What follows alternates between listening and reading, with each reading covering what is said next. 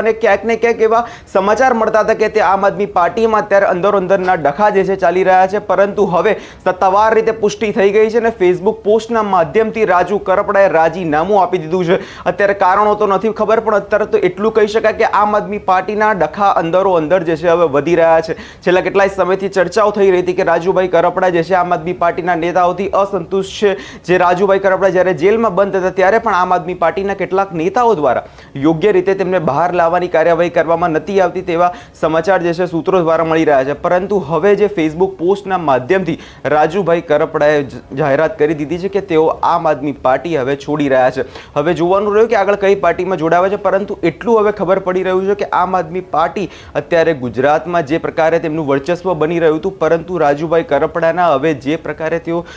બહાર ગયા છે, તેઓ પાર્ટી છોડી દીધી છે, એટલે ક્યાંક ને ક્યાંક હવે સ્પષ્ટપણે જોઈ શકાય છે કે અંદરોઅંદરના ડખા જે છે હવે વધી રહ્યા છે।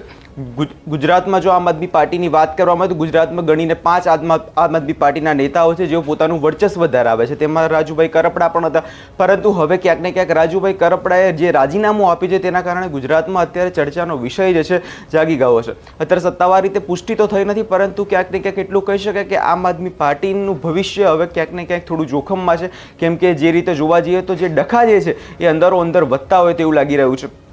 છેલ્લા કેટલાય સમયથી ચર્ચાઓ હતી જ્યારે રાજુ કરપડા જેલમાં પણ બંધ હતા કે ત્યારે સવાલો થતા હતા કે રાજુભાઈ કરપડા જેલની બહાર કેમ નથી આવતા, આમ આદમી પાર્ટીના નેતાઓ દ્વારા શું યોગ્ય રીતે પગલાં ભરવામાં આવે છે કે નહીં। પણ પરંતુ જે